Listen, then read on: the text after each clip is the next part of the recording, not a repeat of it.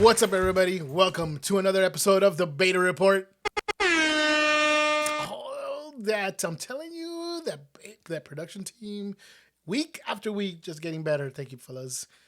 I'm your host, Jeff, aka The Con. And we have an awesome show for you guys today. We have our February preview, Zack Snyder Sucks, and the new DCU that was announced. And of course, the pick of the week. The pick of the week! Telling you. All right, so let's jump right into this, guys. Look, James Gunn, if you guys don't know who James Gunn is, of course, James Gunn is the director of Guardians of the Galaxy, but he's done other movies as well, too, but probably most known because of that. I mean, if you do anything for Marvel, then you'll be known for basically a bunch of Marvel stuff. So, anyways, people are freaking out because he just announced the new slate of DC movies and TV shows that are going to be coming out soon. He just got named like the co-chair of DC Studios, him and Peter Safran, I think his name is. But of course, James Gunn is the big name right there because everybody knows who he is, or most people know who he is. But people were just kind of freaking out because of some of the movies and TV shows he announced. But some people were actually, upset because there are a lot of people still loving Zack Snyder, and people were saying, "Bring back the Snyderverse." Hell no, to the no. Hell to the no. Yep, that's exactly what my official response to that is. No, we do not need the Snyderverse. So let's go. Okay. What did Zack Snyder gave us? Let's start off, right? 300. The movie 300, it was good. The visuals were great. Story was good. Yeah, let's not forget, this is Sparta, right? No one's going to kick me off this chair, right? Okay, just checking. That was good. It was a good movie. It was fine. I guess that's kind of what put him on the map where everybody kind of knew, or started to know who Zack Snyder was. All right, let's jump into why he sucked. Man of Steel. Okay, jeez. Man of Steel. Some parts were good. That's the Superman movie that Zack Snyder put out there. Some parts were good. Like, when he was a child and learning that he had these powers, that was great. Some of the Krypton stuff was good. But what made Superman who he was, his moral compass was his father. And the scene where Clark Kent saved a busload of kids and his father, Jonathan Kent, was upset. And Clark asked him, what should I have done, right? He said something like that. I'm paraphrasing here. And his father says, maybe. I was like, what? Maybe? Come on. Huh? Exactly. Huh? What? His father taught him to be selfless. And the choices that, they made in this movie was weird. Like, he let him die in a tornado because his father didn't want him to, let people know he was Superman. He's supposed to be faster. Yeah. Fail. He was supposed to be faster than a speeding bullet, guys. Come on. He could have just, rescued him really quick. Anyways, I could go on and on about this movie. It was such a waste. Exactly. Batman versus Superman. Trash. Garbage. Basura. That's a terrible movie, man. Terrible movie. All right. That movie is actually based on Frank Miller's comic book back in 1986. It was called The Dark Knight Returns. They took the conclusion of that comic book, right? The Batman-Superman fight that you see right here. Batman and Superman fight. And just went from there. They forgot about the whole story, the whole motivation of why Batman was going to fight Superman. It's like all of it was just trash. Garbage. The Martha scene, not even worth it. I mean, the only cool thing about the movie itself was actually Batman's armored look. That actually was pretty cool. And actually, Ben Affleck as Batman, I like Batfleck. I actually liked it, but that movie was garbage. It was terrible. Justice League, big fail. Justice League, let's talk about Justice League. And I'm not talking about the Joss Whedon movie, the one that he did. That one was not good either. But Zack Snyder, because it was all over the internet or Twitter saying, bring back the Snyderverse, give us the Snyder Cut. Bring us the Snyder Cut, actually, is what they were saying. Joss Whedon, Zack Snyder bamboozled Warner Brothers for $70 million to add 20 minutes of deleted scenes to a 4-hour version of Justice League. What? That was exactly. That was just meh. That was, that's, that's what that movie was, dude. 4 hours just to get that. It was terrible. I'm gonna have to take that soundboard away. That was hilarious. But seriously, 4 hours just so that it could be so. Come on, man.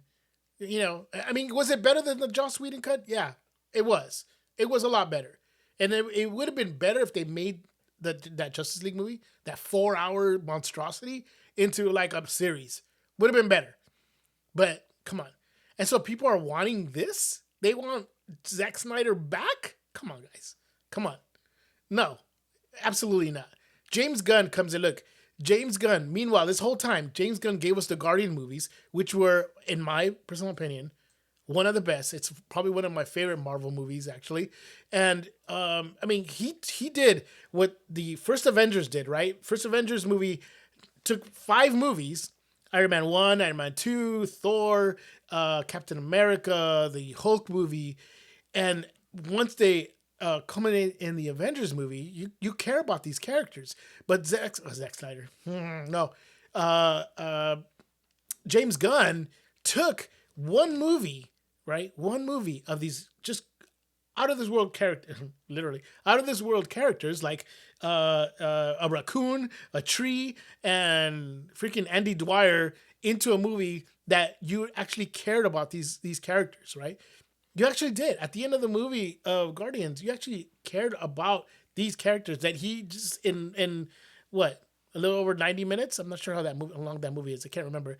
But you actually cared about those characters. So James Gunn knows how to put heart and knows how to do comedy together, and you care about these characters. He is the perfect person, I think, to put forward the DC universe. He cares about the comic books. He cares about the characters. So I think he'll do them service. He also gave us Peacemaker, which was great. The new Suicide Squad, which was just miles ahead of the original one. So everybody needs to chill, just chill, and give him a chance. I think you guys are gonna be pleasantly surprised about the stuff he comes out to, comes with through, with this new DCU slate. So let's talk about that. The new DCU movies and the TV stuff that is coming out. Now, he actually is calling the first chapter as Gods and Monsters. That's what they're calling, like, how Marvel has phase 1 and phase 2. They call the whole, phase 1, 2, and 3 the Infinity Saga. So they're kind of doing that kind of stuff, kind of giving it a title. So the first chapter, as he calls it, is Gods and Monsters. So he announced actually 10 different projects that is supposed to last like about 8 to 10 years, something like that, right? And I guess 8 to 10 years. I don't know. But the thing is, he announced 10 different projects. 5 of them are TV shows and 5 of them are movies. Let's talk about those TV shows. We got first Creature Commandos. Honestly, I have no idea what this is. Never heard of them. Don't know about the comics. All I know is about reading up on it is that they have a character who is Frankenstein, another character who is the Bride of Frankenstein, who is, I guess, the lead of these Creature Commandos. You have a character named G.I. Robot and Weasel, which actually is from the James Gunn Suicide Squad. And apparently in the movie, this spoiler alert, he dies, but he's not really dead. So there you go. Anyways, this series actually has already been written by James Gunn. And the interesting part about what they announced is that the voices that they're lending to, and I forgot to mention it's an animated show, the voices, I guess eventually, if it will be in live action, it's going to be the same actors who are lending their voice to their characters. So I thought that was pretty interesting. So Creature Commandos, sure, I don't mind. So it should be cool. Waller is the other one. Waller's actually based on the character played by Viola Davis from the DC movies. She's like mostly in Suicide Squad. She was also on Peacemaker. And the show is supposed to be taking place between Peacemaker seasons 1 and 2. Viola Davis is a great actress, so it should be good. So I don't know much about it, but that's what's gonna happen. Actually, these two would probably be the first projects that are actually gonna be out that we're gonna be seeing sometime in 2023 or 2024. So we'll see what happens there. This one I'm excited about. It's called Lanterns, based on the 2 most popular Green Lanterns, which is Hal Jordan and Jon Stewart. A lot of people have been asking for Jon Stewart to be a part of the DC movies, so that's great. There's going to be a TV show. The interesting part about this too is that it's going to be based on the style of True Detective, and that's on HBO. And these shows are going to be on HBO, by the way. So it's a perfect place to put these shows. And True Detective is a really good show. Highly recommend you guys watch it. So that sounds interesting. So cool about that. The other one is Paradise Lost, which is where Wonder Woman's from. Is Themyscira. They're doing it like kind of like a Game of Thrones style. Again, HBO, perfect place to put it at. So looks interesting. And these images that you see from people watching on YouTube, there are the images that James Gunn released when he announced these. So these are actual images from that they're using. Although I think this is a live action, so it's not going to be animated.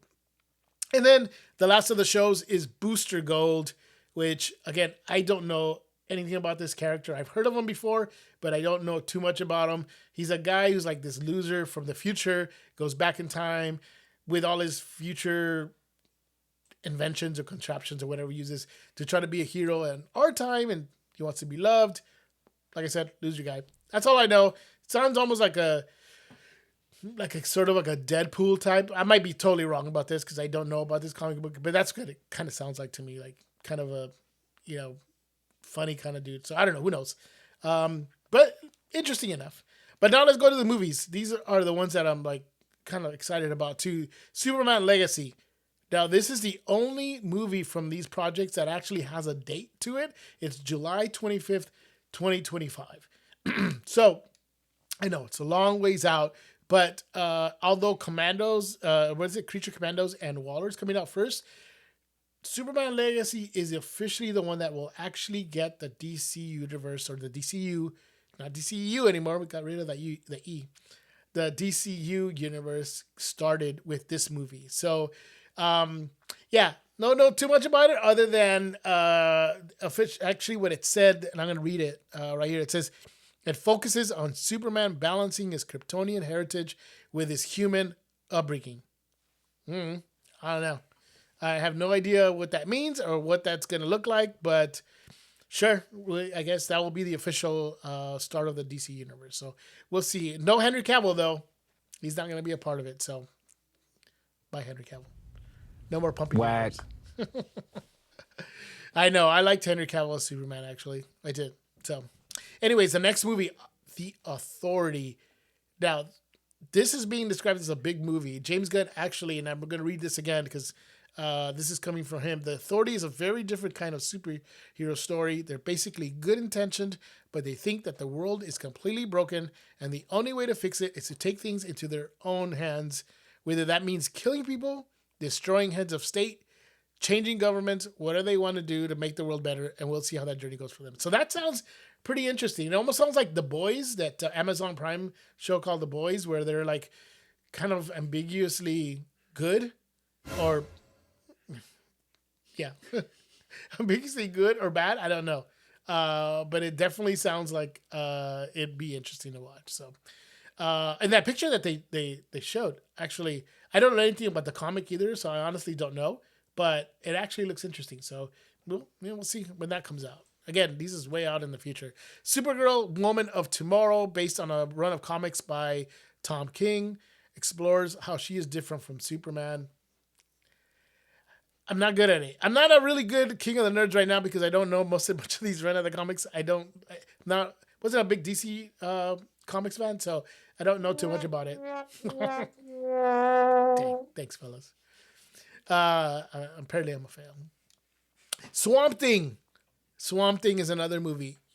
Actually, Swamp Thing is they made a movie about this back in 1982. I remember watching this as a kid.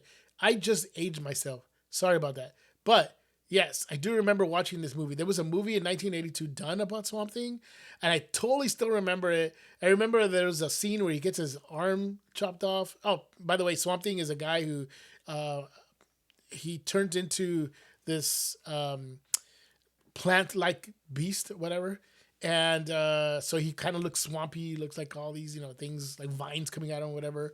And in the movie, in the 1982 movie, gets his arm cut off, and he's like tied up or something, and he puts his hand up to where the sunlight is, and his like arm starts growing back, like this tiny little hand. I don't know why I remember that as a kid. I still remember that. I don't know if that was traumatic or I just remember that tiny little thing. So, anyways, it's coming back. James Mangold is a guy who's being looked at as a possible director. He's actually a really good director. So it has potential. So maybe it will be good. Maybe it won't. I have no idea. But hey, this is the one I'm excited about. I'm really, really excited about this. The Brave and the Bold. That is the Batman movie that's coming out. Actually, the Matt Reeves' Batman, which is Pattinson. What's his first? Robert Pattinson. Thank you, guys. Robert Pattinson, who does the Batman, and Batman from last year was really, really good. It's being viewed as a trilogy.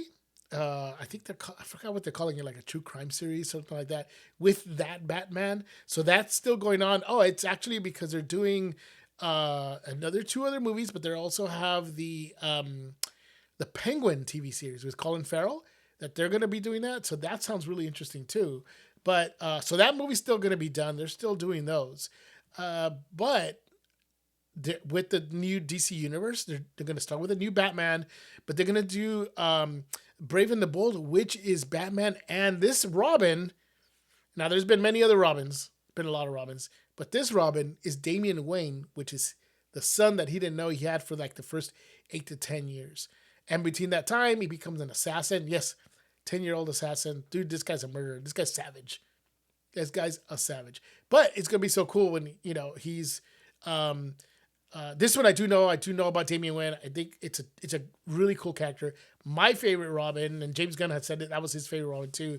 And he also mentioned that in this movie, we're going to get to meet the Bat family. And the Bat family would be like Nightwing, which is the other Robin, which is Dick Grayson. They were going to have Tim Drake.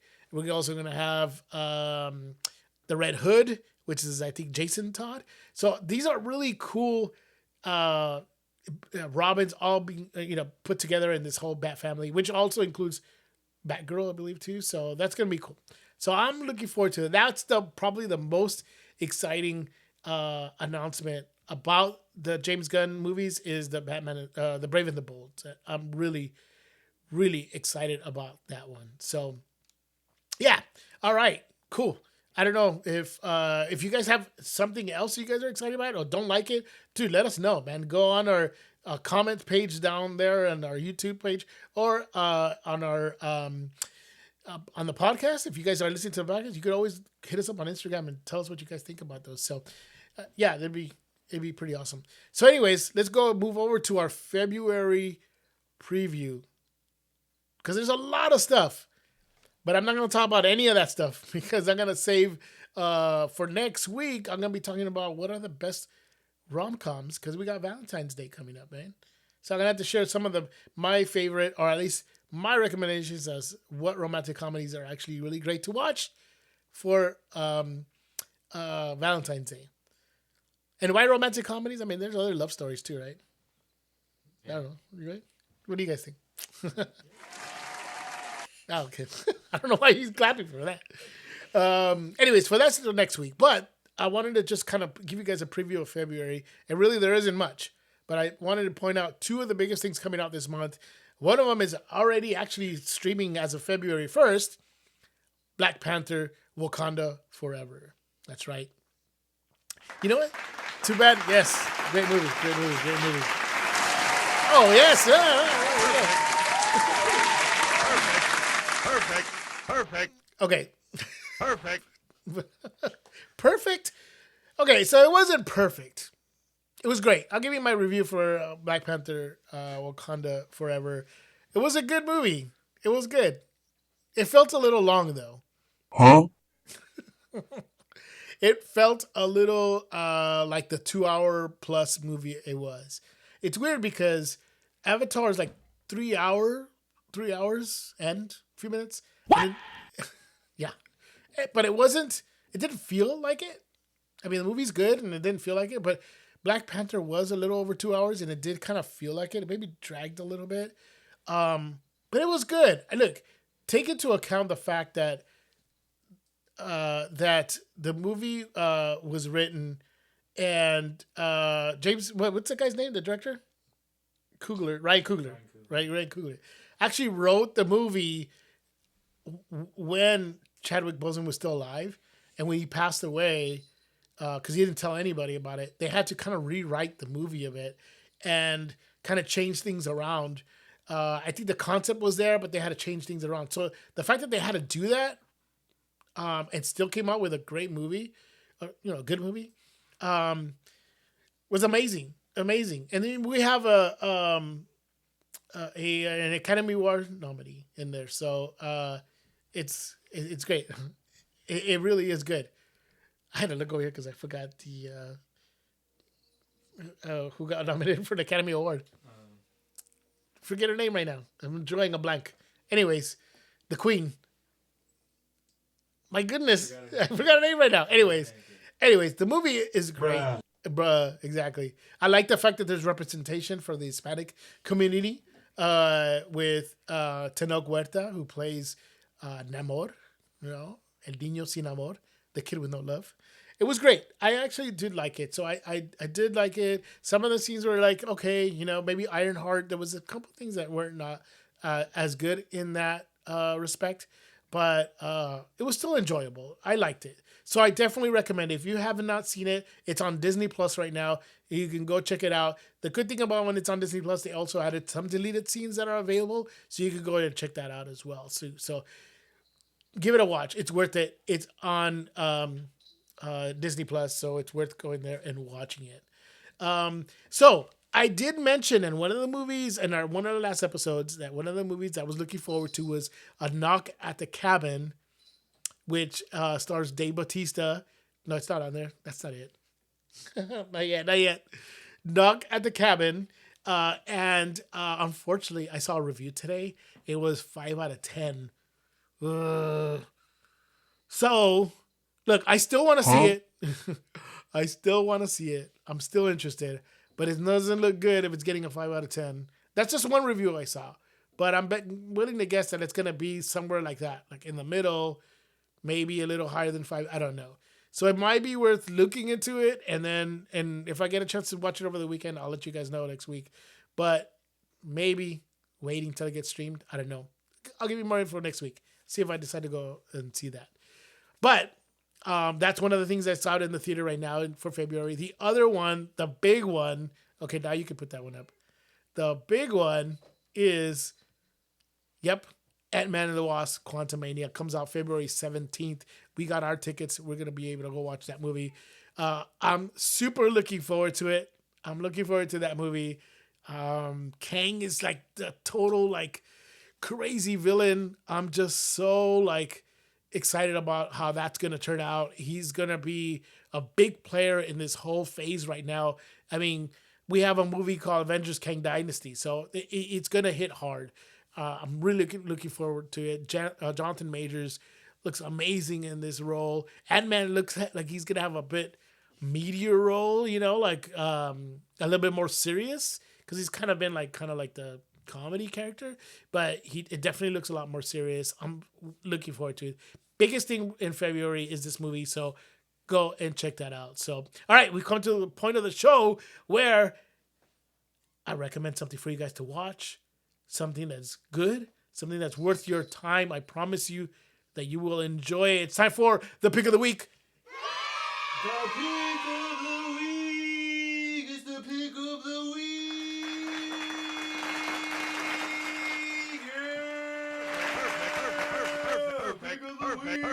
Perfect. It's the pick of the week. I think I'm going to have to try to manage that soundboard for you guys. Yeah. It's a new toy, man. They're trying to figure out how to incorporate that. But Pick of the week. there you go. It's time for the pick of the week. It's time for the pick of the week if you didn't realize or heard of that. Yes. Let's talk about a show that I want to recommend for you guys that you guys will enjoy. It's called Poker Face on the Peacock Network or app, or whatever you want to call it. Guys, Peacock's been kind of killing it. There's a couple things on there that I haven't shared with you guys that it's there, and I'm going to get to. A Wolf Like Me is one that I haven't mentioned that I really enjoyed. But, well, that'll be saved for another show. Right now, Poker Face starring Natasha Lyonne. She's great. She's amazing. I really enjoy her. And she's in this show called Poker Face. What is this show about? Well, Poker Face stars Charlie, which is Natasha Lyonne, who has a skill, almost like an ability. In fact, Ryan Johnson kind of agreed that it's kind of like a superpower where she's able to tell if someone's lying. It's kind of like a human lie detector. She just knows it. She like, if you say a lie, she's like, something's off. She could tell. So it's kind of cool. So it's not like a really, like she is like a, has some kind of power. It's just some kind of intuitive thing that she has that she could tell when someone's lying. And she's around going like solving murders and mysteries and stuff like that. Dude, it is really great. I've already watched, I think they only have 4 episodes right now, but every Wednesday there'll be a new episode, I believe. I think so. Every Wednesday there'll be a new episode, and it starts Natasha Lyonne, Benjamin Bratt, and it has so many other guest stars that are coming out, like Tim Blake. It's the one that comes to my mind right now. I can't remember anybody else, but it's really good. I promise you guys will enjoy it. It's on Peacock. Peacock's really cheap. It's like, Jason, you pay for it. Like $6.99. I don't mean for him to pay for it, but somehow he ends up paying for it. I don't know how that happens. You're okay with that, right? Whack. No, he thinks it's whack. Anyways, it's like really cheap, like $6.99 a month for it. For what it has on there, I mean, you can get the Office episodes there, Parks and Rec. Dude, it's simply worth it for Parks and Rec. I'm telling you. But Peacock is on there. Totally worth watching it. You guys will enjoy it. So, hey, that was our show for today, guys. I hope you guys enjoyed our show. Next week, thank you. Like I told you guys, next week we're going to be talking about the romantic comedies I'm recommending for you guys for Valentine's Day. But I'm also going to talk about some of the trailers I heard is going to be on the Super Bowl on February 12th. So tune in to find out what trailers are going to be in that movie. I'll tell you right now, one of them, Fast X. The last one from the Fast and Furious movies. Now, I don't know if that clapping is for the fact that they're happy, or that they're of a new Fast and Furious movie coming out, or happy that it's ending. Yes. Yeah, probably happy that it's ending. Because where do they go from now, right? Do they go to space? They already did that. Yeah. Multiverse? Okay. Multiverse Fast and Furious? Another Paul Walker. Oh. Saul Walker. Saul Walker? Yeah. Saul Runner. Oh my goodness. Anyways, thank you guys for joining us for this episode. We greatly appreciate it. Please visit our social medias at The Beta Report. Check out our website, thebetareport.com. You can check out all of our prior episodes on there. But of course, you can always find our episodes on your favorite podcast app. You can find us on YouTube as well. Do us a favor, like the video, subscribe to the channel, and what else? Go ahead and hit that little bell. That's what I always hear YouTubers say. Hit the bell so you can know when our new episodes. But you know what? Every new episode is on Friday. We'd love to hear you guys comment on the video below. What do you like? What you didn't like? If you don't like my voice, if you don't like the guys over here, they're the best part of the podcast, guys.